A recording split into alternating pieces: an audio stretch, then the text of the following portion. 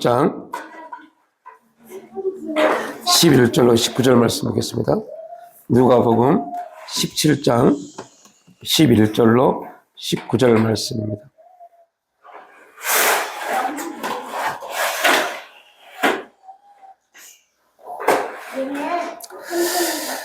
네, 우리 11절부터 19절까지 합동하겠습니다.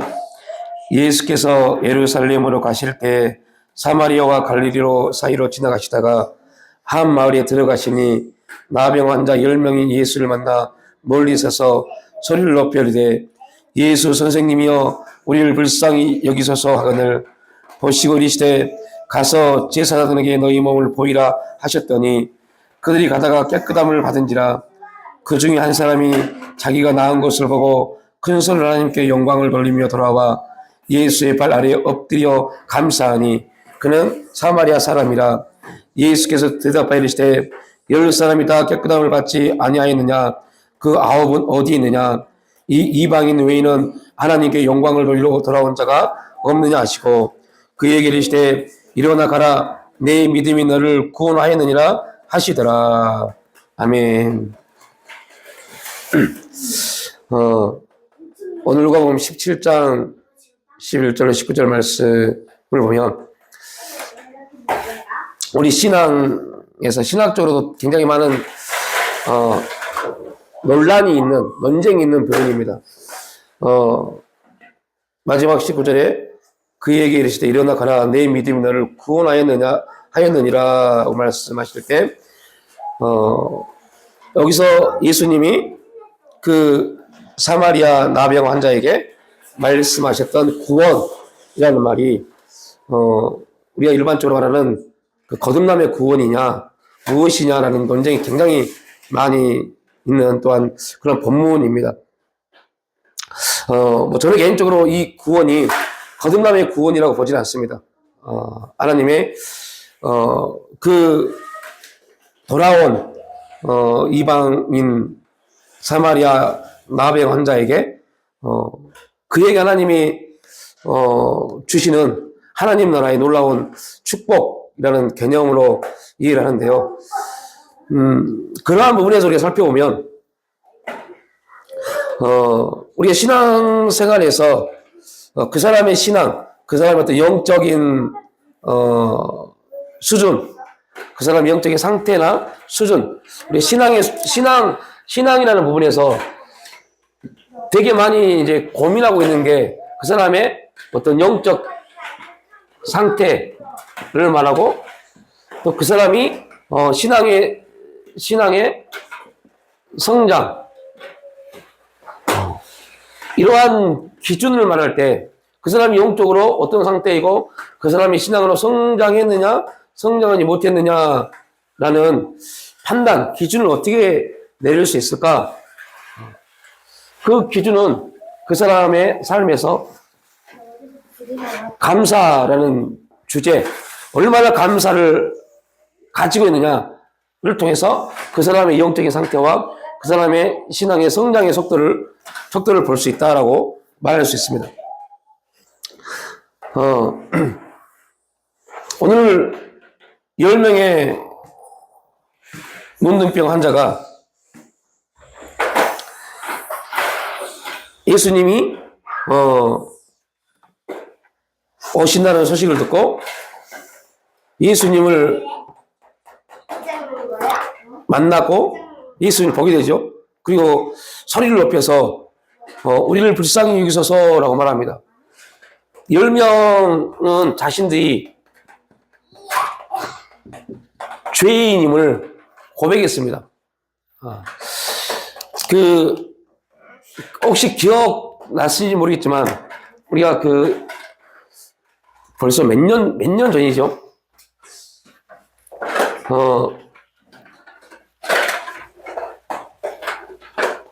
이스라엘 백성들은 문둥병, 나병 환자들은 그 진 안에 살지 못합니다. 성 밖에서 거하는데 성 밖에서 그들이 계속 외치는 게 있어요. 그러니까 이스라엘 백성들 온전한 사람들이 지나가면 문둥병, 나병 환자는 그들 앞에서 이렇게 외칩니다. 부정하다, 부정하다 외칩니다. 그러면 그 이스라엘 백성들은, 온전한 사람들은 부정하다는 소리가 들리면 그 길을 부잉 돌아서 지나갑니다.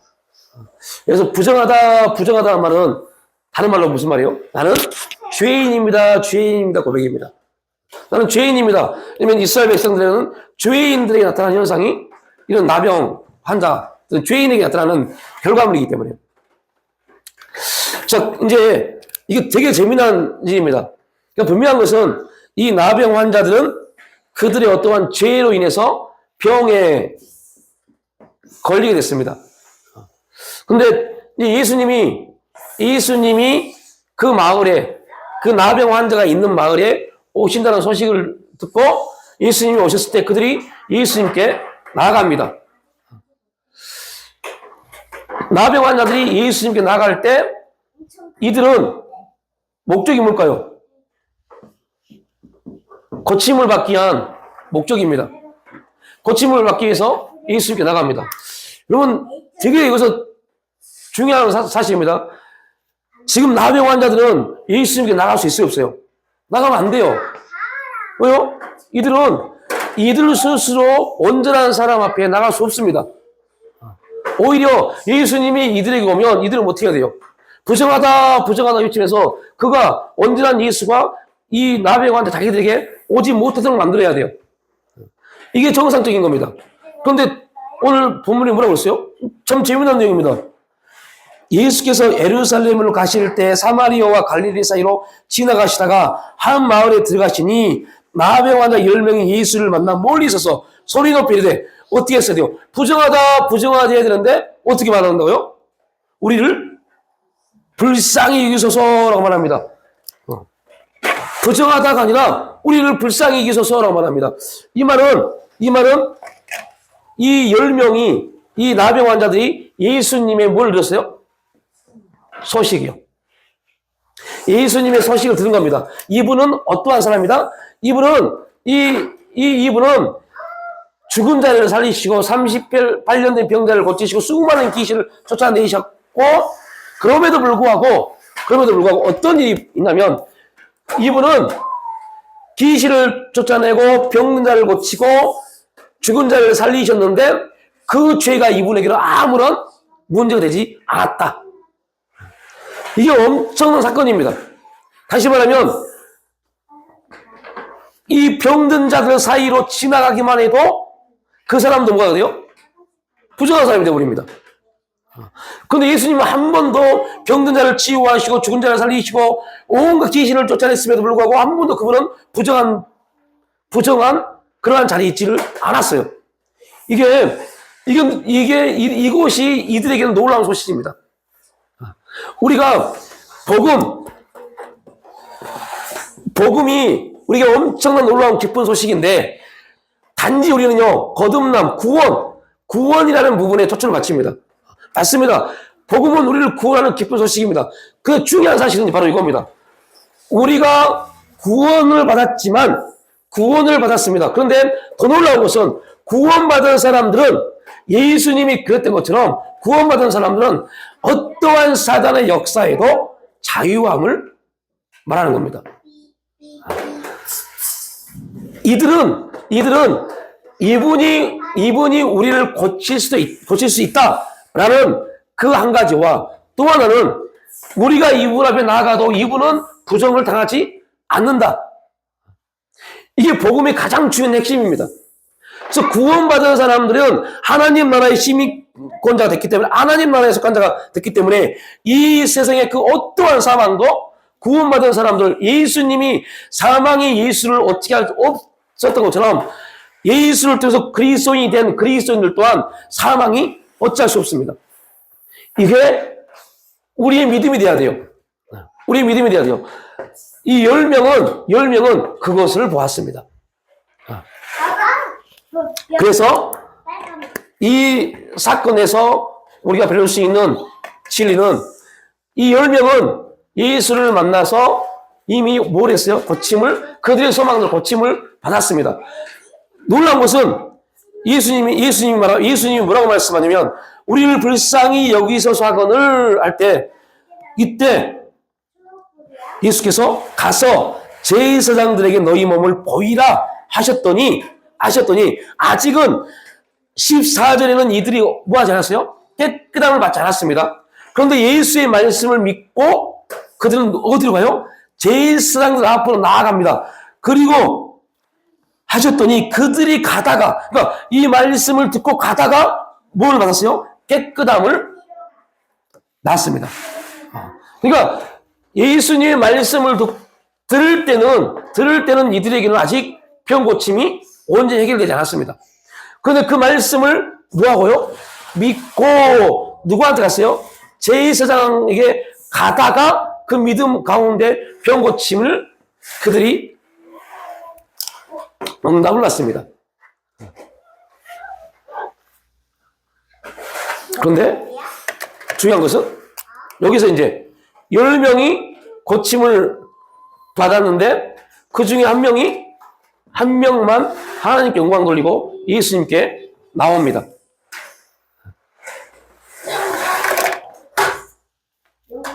이 사건에서 우리에게 굉장히 중요한 하나의 영적 교훈을 주시는 게 뭐냐면,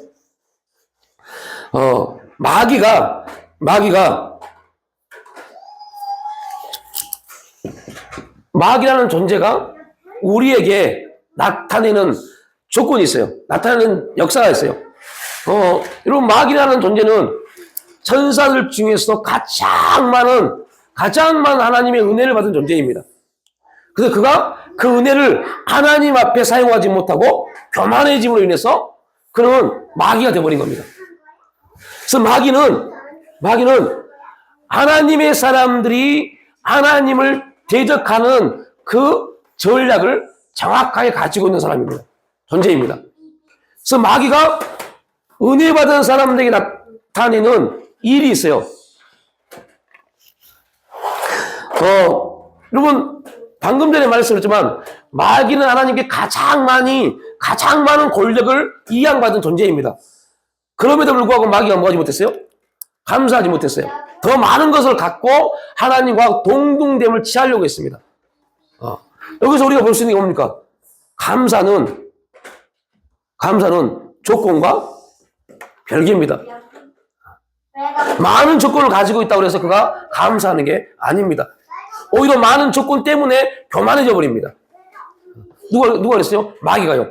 그래서 마귀가 인간을 타락시키는 데 있어서 큰 교회 목사들, 또 많은 부유함을 얻은 교회 집사들, 권사님들, 장로님들, 그들이 그걸 통해서 그 권력이라고 안 되죠. 그들에게 부여하신 그 어마어마한 은혜들, 축복들, 그러한 걸 더 겸손하게 하나님을 섬겨야 되는데, 어느 순간 되니까 그것이 자기들 뭐가 됐어요? 능력이 되어버렸어요. 지위가 되어버렸어요. 자랑거리가 되어버렸어요. 누구의 전략이에요? 마귀요. 감사보다는 내가 열심히 하니까 뭐 이렇게 얻어진 거지라고 착각하게 만드는 게 마귀의 전략입니다. 자, 두 번째는 뭐예요? 나쁜 카드 이걸 쓰러뜨렸어. 나쁜 카드 그랬어. 감사가 없다면 감사는 조건과 무관합니다. 그 두 번째는요? 감사가 없는 것은요, 우리를 뭐에 빠지게 만들어요? 교만하게 만듭니다. 그 교만은 우리를 누구 앞으로 가지 못하게 해요? 하나님 앞에 가지 못하게 만듭니다. 이게 우리 그리스도인들이 하나님과 관계가 단절되어지는 그 가장 중요한 모습이 교만입니다. 관계를 단절시키는데 하나님과 관계를 회복 불능 상태로 만드는 게 교만입니다. 마귀의 교만이 결국 하늘에서 땅으로 떨어지는 결과를 초래했습니다. 그래서 마귀는 알아요. 인간을 교만하게 만들면 하나님의 역사는 그에게서 멀어지는구나. 이걸 꼭 기억하셔야 돼요. 그래야만 이 부분이 해결됩니다. 세 번째,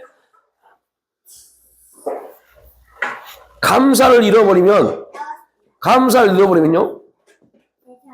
마귀를 닮아가는 존재가 되어버립니다. 그 마귀는 이 세 가지를 가지고 우리를 참소하기 시작합니다. 그래서 처음에 서론에서 말했어요. 그 사람의 영적인 상태, 신앙의 척도를 뭐를 가지고 기준하셨어요? 그 사람의 삶에서 감사가 있느냐 없느냐. 감사의 고백이 있고 감사의 삶이 이루어진 사람들을, 반대로 감사가 없고 감사를 잃어버린 사람들, 그들의 입에서 뭐가 나와요? 불평이 나옵니다. 원망이 나옵니다. 그들은 누구에게 지금 사용당하고 있어요? 그리스도인이라고 칭함을 받지만 마귀에게, 그러니까 그들의 입은 거칠입니다. 불평만 있습니다. 저주만 있고 핑계만 있고 변명만 있고 감사가 없어요. 주어진 것에 대한 감사가 없고 기쁨이 없고 즐거움이 없어요. 만족이 없어요. 계속 불평하고 원망하고 저주하고 비난하고 변명하고 남 탓하고 이것만 합니다. 목사가 돼도 그 탓합니다. 수천 명의 목회를 하면서도 입만 열면 불평하고 저주하고 비난합니다. 어마어마한 물질의 축복을 받았음에도 불구하고 입만 열면 저주하고 비난하고 원망합니다. 감사를 잃게 만들어버려요. 누가 한 거야? 자, 여러분 10명 중에 9명도 동일하게 병고침을 받았어요. 병고침을 받았단 말은 지금 엄청난 하나님의 능력이 나병 환자는 고칠 수가 없는 겁니다. 고칠 수가 없는 엄청난 병이 고침을 받았어요. 그럼 그들에게 뭐가 임한 거예요? 하나님의 능력이 임한 겁니다. 하나님의 능력이 그들의 병을 고친 겁니다. 엄청난 겁니다. 근데 그들은 뭘 잃어버렸어요? 감사를 잃어버렸어요. 감사를 잃어버리니까, 감사를 잃어버리면 그들은 뭐예요? 교만합니다. 감사를 잃어버리면 마귀 같은 존재가 되어버립니다. 감사를 잃어버리면 마귀 같은 존재란 말이 무슨 말이냐? 하나님 앞에 나오지 않습니다. 마귀는 절대 하나님 앞에 나가지 못하도록 만듭니다. 이유는 어찌하든 간에 우리가 하나님 앞에 나가면 우리가 뭐 하니까요? 회개하니까요. 돌이켜버리니까요. 은혜 받아버리니까요. 마귀는 어찌하든 간에 이거를 못하게 합니다. 그래야만이 회개하지 못하고 은혜 받지 못하면 우리는 여전히 내 생각이 옳다고 믿고 그렇게 행하니까요. 그래서 9명은 그냥 그들이 열심을 내서 예수님을 만났고 그들의 부르짖음을 통해서, 그러니까 병고침의 일부는 자신들의 노력과 헌신이 있다고 착각하는 겁니다. 얼마나 많은 사람들이, 그러니까 교만으로 빠진 사람들의 특징 중에 하나가 뭐예요? 자기의 노력과 열심을 하나님 은혜에 대입시킵니다. 내가 이렇게 열심히 하고 이렇게 헌신했으니까 하나님이 이렇게 도와주셨지라고 말합니다. 거의 대부분 그럽니다. 그러니까 기본적인 감사 외에 나를 내어드리는 그 마지막 9명 말고 1명은 자기를 하나님께 내어드렸습니다. 완전히 하나님께 드렸습니다. 그때 예수님이 그 1명에게 병고침이 아닌 그보다 더 엄청난 축복을 주셨습니다. 구원의 축복이요. 그 1명에게는 구원이라는 놀라운 축복을 주셨는데, 저는 여기서 이 구원이라는 축복을 뭐라고 표현하고 있냐면 생각지도 못한 하나님의 복이라고 말하고 싶어요. 생각지도 못했던 하나님의 복을 받은 겁니다. 다시 말하면 그냥 그 한 명은 하나님의 은혜가 예수님의 은혜가 너무 감사해서 그 감사함으로 하나님께 나갔어요. 자, 여러분 혹시 기억나시는지 모르겠지만 히브리서에서 아브라함을 나눌 때 이런 부분을 나눴죠. 하나님이 아브라함에게 이삭이라는 약속의 언약을 응답하셨습니다. 근데 결국 하나님이 아브라함에게 응답하신 그 응답을 뭐로 받았어요? 재물로 받기로 하십니다. 하나님의 마지막 우리의 시험입니다. 하나님이 응답하신 것으로 끝나버린 사람들은, 그들은요, 여러분들 더 성장해야 해요. 더 성장해야 될 부분이 있습니다. 아직 하나님을 경외하는 자리에 가지 못하는 겁니다. 하나님이 응답하셨던 그 응답을 하나님은 받기로 하세요. 그게 뭐예요? 이 한 명의, 이 한 명의 무능병자입니다. 그는 고침받은 걸로 끝나지 않고 하나님께 뭐 했다고 그래요? 영광을 돌렸다고 합니다. 영광을 돌렸다고 그래요. 그때 예수님이 하나님께 영광 돌리는 그 한 명에게 축복하십니다. 생각지도 못한 복을 내리신 겁니다. 그러니까 나병 환자 10명은 동일하게 누구를 만났어요? 누굴요? 주님께 나왔어요. 주님께 나왔고 주님의 말씀을 들었어요. 그들은 10명은 동일하게, 이 공통적인 겁니다. 동일한 겁니다. 10명이 동일하게 나타난 것은 그들이 주님께 나왔다는 거, 주님의 말씀을 들었다는 거, 그 말씀을 통해서 그들은 뭐였어요? 치유함을 받았다는 거. 이거는 공통적인 겁니다. 하나님은 일반적으로 그렇게 모든 사람들이 주 앞에 나와 말씀을 들으면 하나님의 응답의 역사가 있습니다. 그런데 거의 대부분의 사람들은 딱 거기에 머물러요. 9명처럼요. 하나님이 요구하시는 우리의 신앙의 척도는 그 9명에 머물리지 않고 그 한 명으로 나아가기를 원하십니다. 너희들이 응답받은 것까지도 하나님께 영광 돌리기를 원하십니다. 제가 주일날 그래서 말씀드렸던 것 중에 여러분들 언제까지 10의 구조의 인생을 사실 겁니까? 라고 했던 게 바로 이겁니다. 우리가 착각한 것 중에 뭐냐면 11조를 드리면 내가 하나님께 행할 모든 걸 끝났다고 생각합니다. 그게 아닌데 병고침을 받은 게 그들의 마지막으로 착각합니다. 그게 아닌데 예수님은 병고침이 문제가 아니라 그 다음에 예수님이 그 10명에게 주고 하시는 복이 있었어요. 예수님은 그걸 주기를 원하셨고 그들 9명은 그냥 병고침이 그들의 삶의 목표였어요. 거기에 머물러 버리니까 그 다음 하나님이 주시고자 하는 부분을 얻지 못한 겁니다. 여러분 아브라함의 사건이 놀라운 사건이잖아요. 아브라함이 창세기 18장에서 천사들을 대접합니다. 그리고 얼마든지 대접을 극진하고 천사들이 갈 때 문 앞에서 안녕히 가십시오. 당신들의 언약이 이루어지고 합니다 하고 딱 끝낼 수 있어요. 그런데 아브라함이 어떻게 했어요? 저 멀리까지 천사들을 비용했어요. 함께 걸었어요. 함께 걸었어요. 그때 천사들이 이렇게 말합니다. 내가 이런 종에게 뭘 숨기겠느냐? 그러면서 뭘 말해요? 크고 비밀한 일이요. 그 크고 비밀한 일이 뭡니까? 소돔과 고모라 땅을 멸망시키겠다. 여러분, 이게 아브라함에게는 왜 크고 비밀한 일입니까? 이거 엄청난 큰 진리가 있는 겁니다. 이게 왜 아브라함의 큰 일이냐면 아직까지 아브라함에게는 누가 없어요. 이스마엘 외에 자기의 친족이 없어요. 이스마엘 외에 자기 친족은 지금 어디 있습니까? 소돔과 고모라 땅에 있잖아요. 자기 조카. 이 전체적인 부분을 보고 이 부분을 우리가 알아야 돼요. 그러니까 하나님이 아브라함에게 말합니다. 주님이 내가 아브라함이 뭘 숨기겠느냐? 그게 바로 크고 비밀한 일입니다. 아브라함이 생각지도 못한 일, 생각지도 못한 복. 만약에 아브라함이 안녕히 가세요 해버렸으면 소돔과 고모라 땅은 멸망을 받으면 확정되었고 중요한 것은 거기에 아브라함의 조카가 죽임을 당했을 겁니다. 분명히 성경이 그러잖아요. 누구 때문에 롯이 구원받았다고 그래요? 아브라함 때문에요.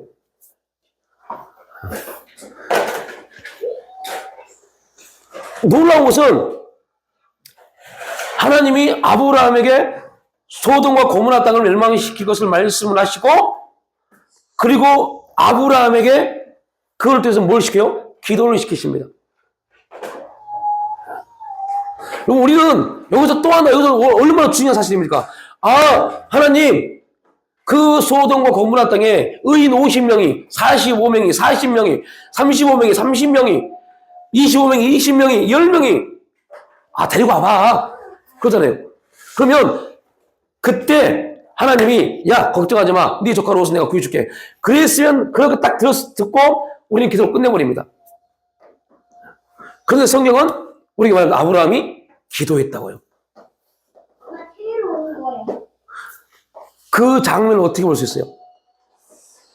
그 다음 날, 그 다음 장에 하나님이 소돔과 고모라 땅을 멸망시킬 때, 유황 불러내서 멸망시킬 때 아브라함이 저 멀리서 그것을 봅니다.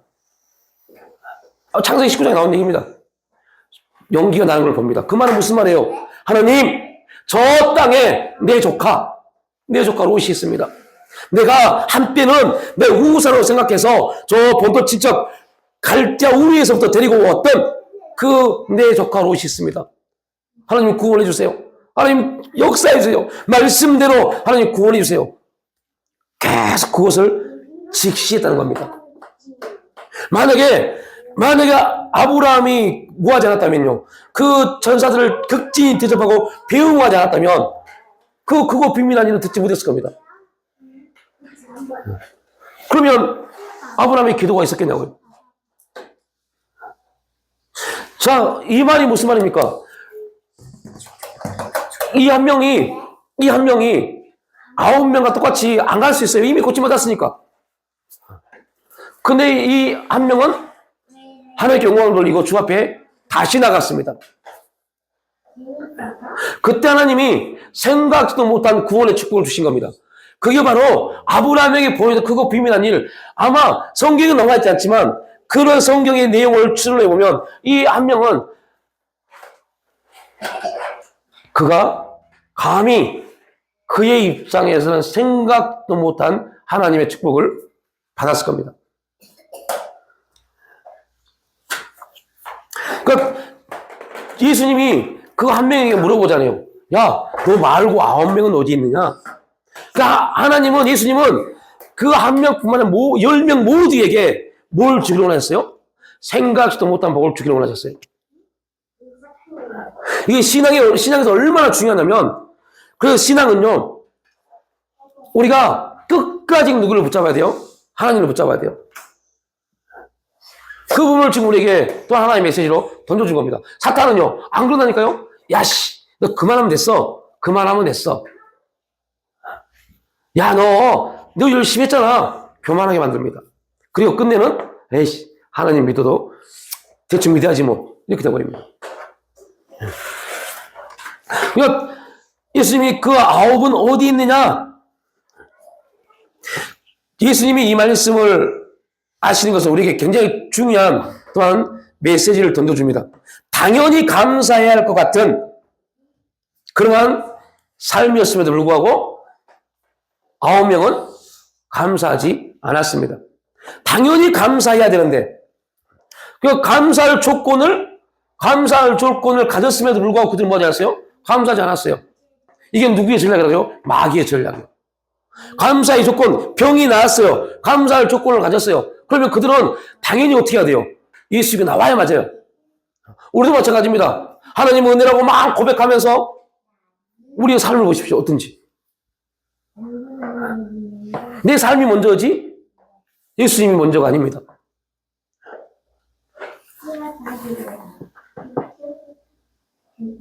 반드시 우리가 봤던 것처럼 감사의 조건이 많아서 더 감사한 것은 아니라는 것. 감사한 사람을 오늘 성경은 누구라고 그래요? 사마리아인.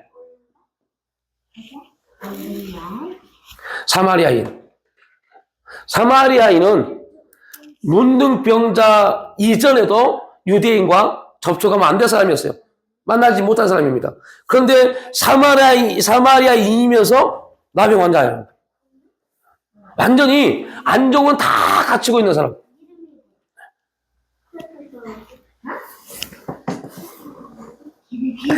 그러면 왜 굳이 성경은 돌아온 사람을 사마리아인이라고 했을까요? 이런 게 되게 중요한 메시지입니다. 영적으로 엄청난 메시지를 가지고 있다가 아니라 성경을 읽는데 굉장히 우리에게 많은 거를 해석하게 만듭니다. 왜 한 명을 사마리아인이라고 칭했을까요? 그러면 나머지 9명은 누구라는 소리예요? 유대인이에요. 이게 성경이 말하고 있는 내용입니다. 굳이 우리가 봤던 성경에 굳이 돌아온 그가 이방인 외에 이방인 사마리아 사람이라 그러면 언리들하면 뭐라고 어떻게 표현하게 나요?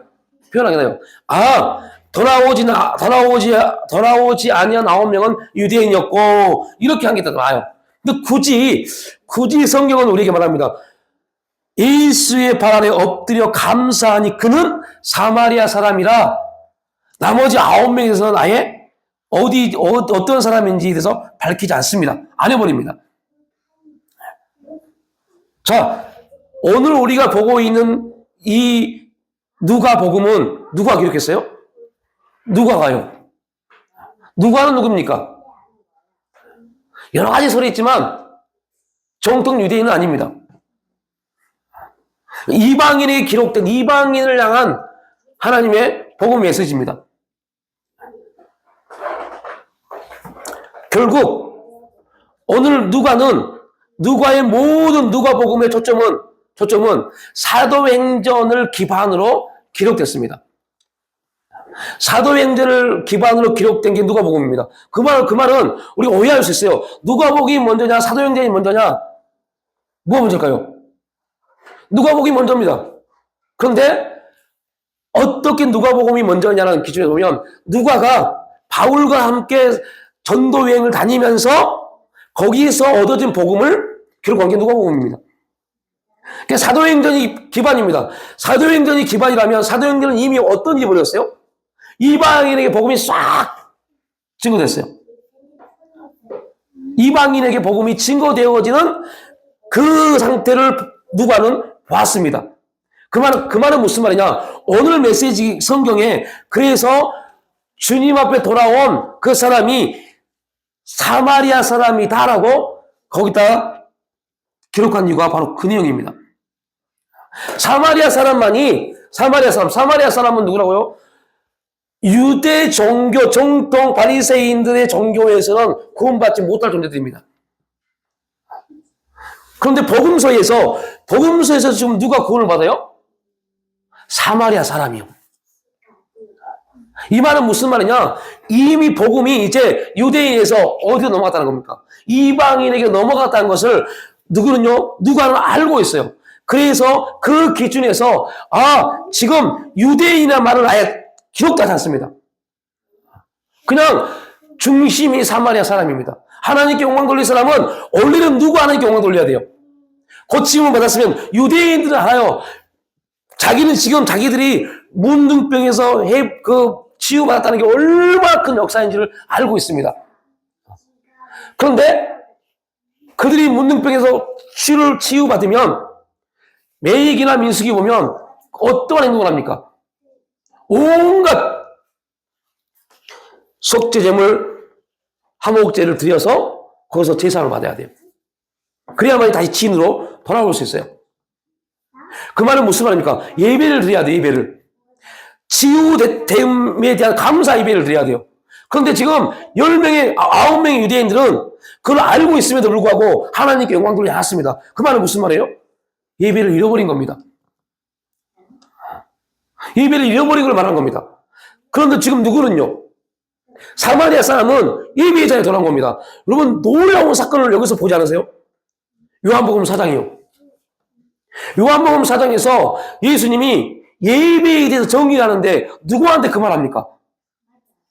유대인이 아니었어요. 바리새인이 아니었어요. 누구한테요? 사마리아 여인한테요.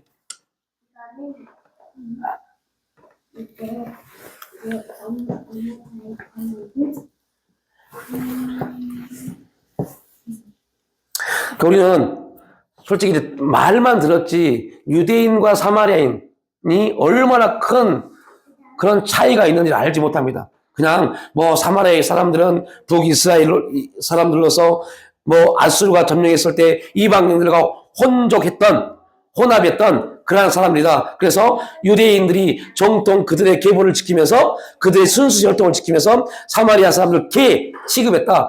이러한 수준입니다. 이렇게만 합니다. 근데 그게 얼마나 큰 충돌인지를 알지를 못합니다. 왜요? 거기 살아보지 않았기 때문에. 네. 그 유대인들은 굉장히 좋은 조건을 가지고 있고 사마리아 사람 북이스라엘은 진짜 안 좋은 조건을 가지고 있는 그러한 모습이었어요. 그럼에도 불구하고 조건이 감사를 하지 못한 부분이 또 여기서 볼 수 있습니다. 아무리 조건을 가지고 있어도 그들은 하나님께 감사하지 못했어요. 이 이방인 사마리아 사람 외에는 하나님께 영광을 돌리러 돌아온 자가 없었습니다.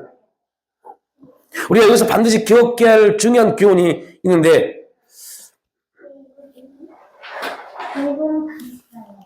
주님은 자기가 돌아와서 감사하는 사람에게 19절에서 이렇게 말씀하죠. 믿음이 너를 구원하였다. 그러니까 다시 말합니다. 열매가 공통적인 거, 나병 때문에 예수님께 나온 거 뭐였어요? 믿음이었어요. 믿음이었습니다. 예수님 말씀에 순종하여 제사장에게 나가는 거, 그것도 뭐였어요? 믿음이었습니다. 믿음이었습니다. 그러니까 그 9명, 그 10명 전체는 하나님의 은혜를 받은 사람들이었습니다. 그런데 어디서 극명하게 나아지냐면 그 은혜를 가지고 하나님께 나가는 사람이 있는가 반면에 은혜를 받은 거에서 끝나버린 사람이 있어요. 우리의 신앙은 은혜를 가지고 하나님께 나아가는 것이 우리의 신앙입니다. 그래서 은혜 받을 자에게 더 큰 은혜를 주시고, 은혜는 담대히 주 앞에, 하나님 보좌 앞에 나가는 힘입니다. 그게 하나님이 우리의 은혜를 주신 목적입니다. 근데 그 목적을 상실해 버리니까 그냥 지금 나에게 나타난 현상에 모든 것을 다 빼앗겨 버립니다. 그러니까 예수님께 나가는 것도 믿음이었고, 그 말씀을 듣고 제사장에게 나가는 것도 믿음이었습니다. 또한 고침을 받고 다시 예수님께 나가는 것도 믿음이었습니다. 동일한 믿음이었는데 중요한 것은 마지막 믿음은 생각지도 못했던 하나님의 크고 비밀한 축복을 받은 겁니다. 누가 그랬던 것처럼요? 아브라함이 그랬던 것처럼요. 그러니까 10명의 나병 환자들은 1번과 2번, 나병 예수님께 나가는 거, 예수님 말씀 순종하는 거, 이거는 동일했습니다. 그런데 9명과 1명의 믿음은 세 번째, 다시 주님께 영광 돌리는, 거기서 차이가 확연하게 드러나죠. 근데 중요한 것은 그거 하나 때문에, 그죠? 그거 하나 때문에 하나님께 받아야 될 것을 받지 못합니다. 생각지도 못한 구원을 받은 사람이 있고, 받아야 될 복을 받지 못한 사람이 있어요. 뭐 때문에요? 다시 주님께 나오는 사건 때문에.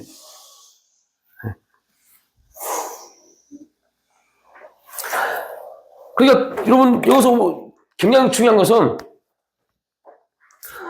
그 한 명 동안 생각지도 못한 하나님의 축복을 받을 그런 어떠한 믿음이 있어서 하나님께 나온 게 아닙니다. 단지 그가 치유받았다는 것에 대한 감사함으로 주 앞에 나갔더니 생각도 못한 크고 비밀한 응답을 받으신 겁니다. 이게 오늘 마지막 메시지입니다. 만약에 그 9명이 이렇게 치유하셨 부분에 감사함으로 하나님께 나가면 하나님이 나에게도 이런 크고 비밀한 응답을 주시겠지, 이걸 알았다면 9명이 안 갔겠어요? 가지? 그래서 비밀입니다. 하나님의 마지막 신령한 복은 그래서 비밀입니다. 누구한테요? 스스로 뭔가를 할 수 있다고 착각하는 사람들에게 비밀입니다. 누구한테는 열렸어요? 어린아이에게는 열렸어요. 어린아이들은 그냥 너무 좋아서 다시 가는 겁니다. 그들에게는 하나님의 놀라운 신령한 복이 열려 있습니다. 그러니까 이 마지막 하나님이 우리에게 주시고자 하는 복은 이 9명, 10명이 동일하게 받은 복이 아니라 이 한 명이 받은 복입니다. 그런데 이 복은 우리에 뭐가 필요해요? 선택이 필요해요. 믿음의 선택. 다른 9명처럼 그냥 내 갈 길 갈 수 있지만 그럼에도 불구하고 마지막까지 주 앞에 나를 드릴 수 있는 그런 담대함. 그 한 명이 그 생각지도 못한 그 은밀한 복을 받기 위해서 간 게 아니었어요. 그냥 감사해서 갔어요. 감사해서 갔더니 하나님이 그거를 보시고 이 구원의 역사를 나타내신 겁니다. 그러니까 하나님이 계속 우리를 보시는 게 그겁니다. 야, 너 왜 자꾸 거기에만 머물러 있어? 왜 자꾸 거기에만 머물러 있어? 그 다음을 좀 나와. 그 다음을 나와. 야, 아브라함에게 내가 이삭을 약속했고 이삭을 주었어. 그럼 끝나는 거야. 그럼 내가 왜 아브라함에게 이삭을 다시 바치라고 했겠니? 죽이려고요? 아니었잖아요. 그 다음 하나님이 진짜 아브라함을 인정하는 그 놀라운 복을 주시기 위한 목적이었어요.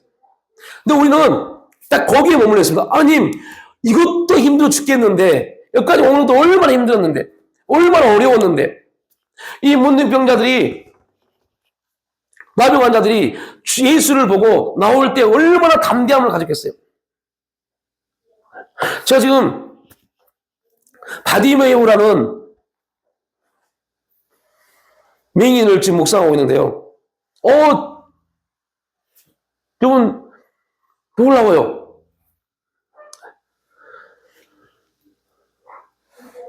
그도 똑같습니다.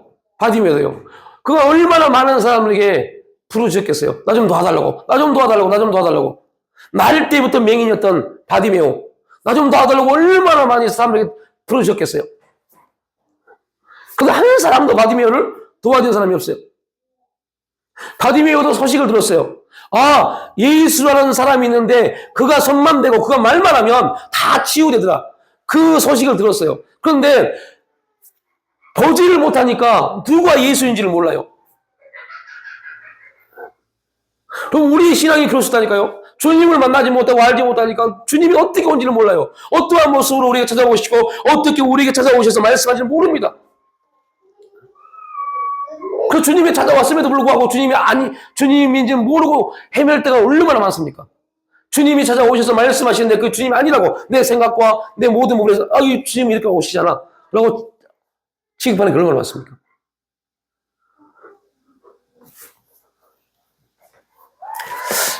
생각지도 못한 복, 하나님의 크고 은밀한 복은 진짜 우리가 기본적으로 갖고 있는, 기본적으로 행하는 의무적인 부분을 뛰어넘어서 나갈 때, 그때 하나님 역사 가운데서 나타내시는 구원의 역사입니다. 근데 그게 진짜 힘들어요. 왜 힘드냐면, 지금은 내 한계를 뛰어넘어야 될 원리이기 때문에.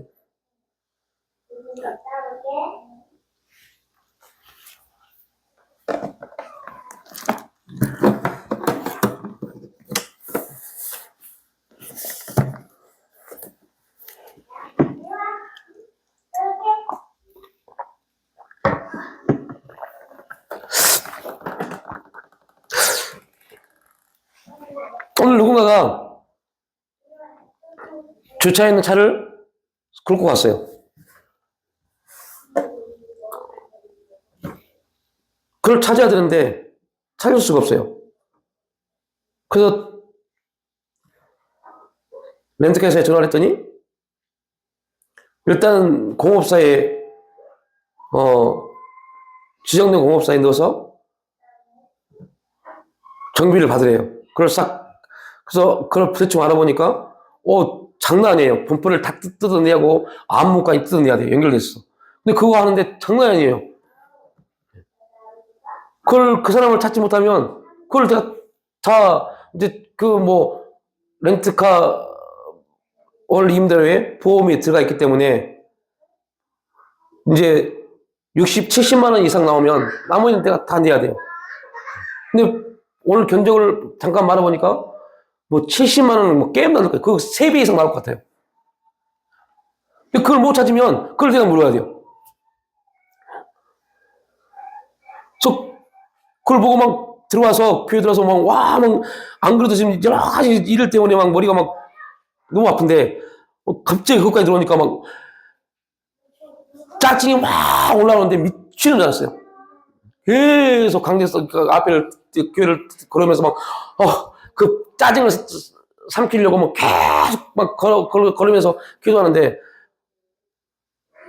갑자기 주님이 제게 이렇게 말씀하셨어요.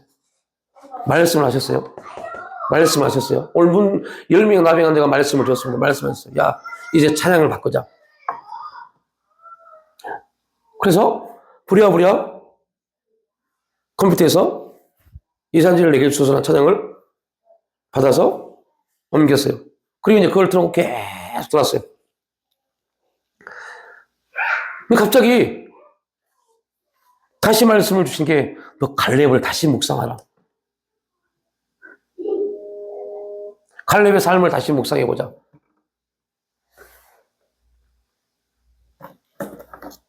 아버님, 40년 전 갈렙의 모습, 12명의 정탐꾼이 되어서 가나안 땅을 정탐하고 돌아왔던 갈렙, 당당하게 믿음으로 고백했지만 결국은 오히려 돌이 맞아 죽을 뻔했어요.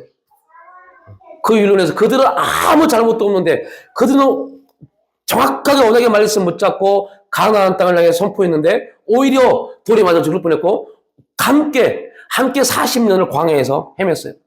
40년 후에 이제 가나안 땅을 분배받을 때 그 고백했던 거, 아직도 그 땅은, 헤브론 땅에는 아낙 자손의 거인이 있습니다. 용사입니다. 전쟁에 능한 용사들입니다. 80이 된 그 갈렙이 이렇게 말합니다. 여호수아에게, 여호수아여, 당신도 나와 함께 모세를 통해서 듣지 않았습니까? 그때 모세를 통해서 하나님이 언약하셨던, 말씀하셨던 저 산지 헤브론 땅을 나게 주소서. 내가 그 땅을 차지하겠습니다. 이거 놀라운 게 있어요. 이거는 성경이 우리에게 그렇게 드라마틱하게 보여주지 않습니다. 그냥 성경은 그냥 문자입니다. 근데 그걸 저에게 쫙 드라마처럼 보여주는데, 와, 너무 놀라운 것은 그 전까지는 이 산지를 내게 주소서, 주께서 말씀하신 그 산지 언약 제게 주소서 라는 모습이었어요. 민수기에서 가나안 땅을 보고 돌아왔던 갈렙이 하나님이 함께 하시면 저것은 우리의 것입니다. 그들은 우리의 밥입니다. 라고 외쳤던 40년 전의 갈렙, 80살이 된 40년의 갈렙은 그렇게 말하지 않았어요.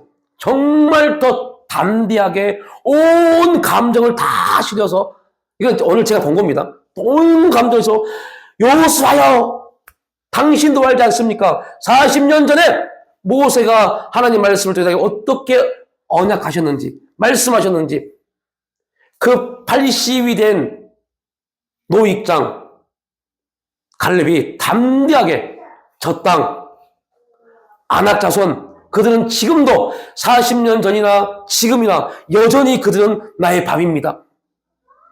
담대히 그 땅을 취하겠습니다. 그 땅을 나에게 주소서. 얼마든지 갈렙은 더 좋은 땅을 취할 수 있는 위치에 있던 사람입니다. 그 40년 전에 이스라엘 백성이 두려워서 가지 못했던 그 땅을 향해서 지금도 남아있는 그 용사들을 향해서 담대하게 믿음으로 선포하고 말을 댔습니다. 갑자기 그거를 쭉 보여주면서 어떤 일, 40년 전에 그냥 충만했던 갈렙, 40년 후에 모든 하나님의 역사를 다 경험하고 나서 고백했던 갈렙. 와, 그 두 모습을, 그 말씀을 듣고 나서 보니 완전히 고백 자체가 달라집니다. 고백 자체가요. 성경에 대한 성령의 감동적 자체가 달라집니다. 아마 저는 제가 이 말씀을 아마 이 한 명의 그 사마리아 중풍병 나병 환자가 나병에 고침받은 그 한 사람이 바로 그랬을까 봐요. 그냥 치유된다가 아니라 와 하나님 개 같은 나 사마리아 사람에게도 하나님이 이런 역사를 나타내셨군요. 이렇게 하나님께 영광 돌리지 않았을까? 왜요? 사람 취급받지 못했잖아요. 사람 취급받지 못한 사마리아 사람이 나병 환자까지 됐으니 얼마나 기가 막힌 인생이었어요. 그래서 그는 그 부분을 하나님께 영광을 돌릴 수 있는 모든 걸 다 실어서 할렐루야 하나님 때문에 하나님을 위해서 나의 모든 나병 내가 치유되었습니다. 지금 나의 신앙은 우리의 신앙은 그래서 오늘 주님이 저에게 주시면서 지금 너의 신앙은 어디에 있느냐? 그냥 너만 충만해서 40년 전에 갈렙으로 있느냐? 그 40년 전에 갈렙이 그냥 자기 충만이 아니지만요. 그냥 비교하는 겁니다. 40년 후의 갈렙과 40년 전의 갈렙. 그냥 충만했느냐? 아니면 온 하나님 역사를 품고 고백하느냐? 나는 지금 어디에 신앙이 있는가? 9명의 신앙에 있는가? 1명의 신앙에 있는가? 막 고민하고 갈등하고 막 그것 때문에 막 불안하고 혼란스러워 있는 그때 하나님이 주신 메시지가 겁니다. 너는 지금 어디에 있느냐? 우리는 매일의 삶 속에서 돌아오지 않는 9명과 같은 삶을 살 수도 있고 돌아와서 하나님께 영광 돌리면 그 1명과 같은 삶을 살 수도 있습니다. 문제는 내가 그것을 선택한 것입니다. 내가 선택하는 겁니다. 어떻게 할 것이냐? 9명으로 끝낼 것이냐? 한 사람이 될 것이냐? 돌아와서 감사하는 사람도 분명히 자신의 나병을 고침받은 사실을 감사했습니다. 그런데 그 감사가 또한 현재 그리고 더 나아가 미래와 연결되어 있음을 볼 수 있습니다. 그죠? 이 9명은 이거로 끝났지만 이 한 사람은요, 그 다음을 계속적으로 경험할 수 있는 그 놀라운 자리에 갔습니다. 뭐가요? 감사가요. 아버지 앞에 자기를 드렸던, 하나님께 자기를 드렸던 그 하나의 한 번의 그 선택에 대한 신앙의 놀라운 역사가 그 인생을 바꿔버린 겁니다.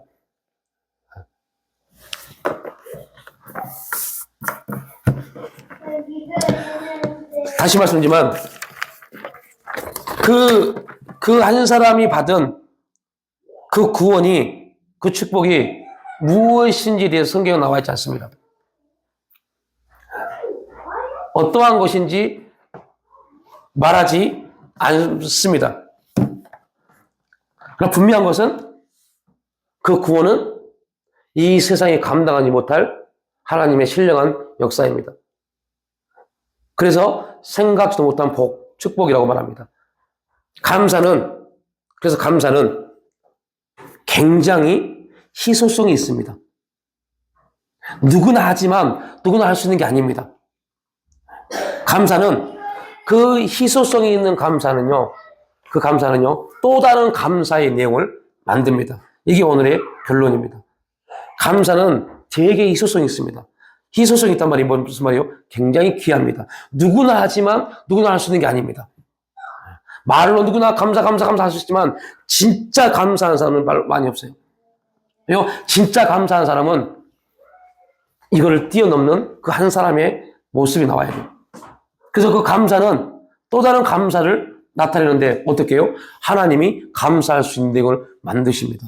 자, 시간이 됐지만 아무튼 여기서 이가 감사하지 않았다면 하나님의 이 놀라운 생각도 못한 복을 받지 못했을 겁니다. 그래서 감사함으로 나갔더니 하나님이 또 다른 감사할 수 있는 일을 만드십니다. 우리는 여기서 뭐예요? 여기서 하나님 감사할 수 있도록 만들어주세요 부터 하지만 하나님 말합니다. 네가 나오면 내가 그 내용을 만들어줄게라고요. 그래서 감사는 귀하고 희소성이 있고 감사하면 또 다른 감사 일이 할 수 있는 일이 나타나는데 그것은 누가 하세요? 하나님이 하십니다. 감사는 내가 하고 나갈 때 하나님이 또 다른 감사할 수 있는 길을 여신 분이 하나님이십니다. 이게 바로 우리 신앙의 성장의 척도입니다. 우리의 신앙이 성장하는 데 있어서 굉장히 이 사람이 신앙이 성장한 사람인가 아닌가에 대한 기준이 바로 와 있습니다. 기도를 많이 하고 열심히 예배드리고 이게 아니라 그의 삶 속에 감사가 있느냐? 그 감사의 고백이 진실하냐? 아니냐의 내용입니다. 아무튼 우리가 누가복음 말씀을 통해서 이 10명의 나병 환자를 통해서 볼 수 있었던 하나의 감사함으로 또 다른 감사 일을 경험하는 그 일을 나누는데요. 우리의 삶이 이렇게 계속적으로 하나님 앞에 감사함으로 하나님이 감사할 일들을 만들어주시는 그런 은혜자에 나갈 수 있어야 됩니다. 하나님 감사합니다. 하나님을 통해서 거침받고 하나님을 통해서 이 놀라운 은혜를 받았음에도 불구하고 우리는 어쩌면 9명의 나병 환자처럼 그에 대한 하나님의 감사를 잃어버리고 내가 고침받고 응답받은 거에만 초점을 맞추고 살아가고 있지 않는지 한번 또 우리의 삶을 점검해 봅니다. 하나님, 그 사마리아의 한 명의 나병 환자처럼 하나님 앞에 감사함으로 올려드릴 수 있는, 그리하여 크고 비밀한 하나님의 구원의 역사를 또한 경험하고 그로 인하여 또한 감사의 일을 고백할 수 있는 우리의 신앙이 될 수 있도록 성령님 깨우쳐 주시고 인도하여 주시옵소서. 환경이 참 힘들고 어렵지만 사탄은 그러한 걸 통해서 감사를 잃어버리게 하고 교만하게 하고 마귀의 종노하게 만들지만 이미 하나님 나라 안에 하나님의 시민권자로서 우리는 담대히 주님을 믿고 주 안에서 온전히 하나님의 부르신 목적대로 살아가기를 소망합니다. 성령님 인도하여 주시옵소서. 감사드리올 때 예수님의 이름으로 기도를 올립니다.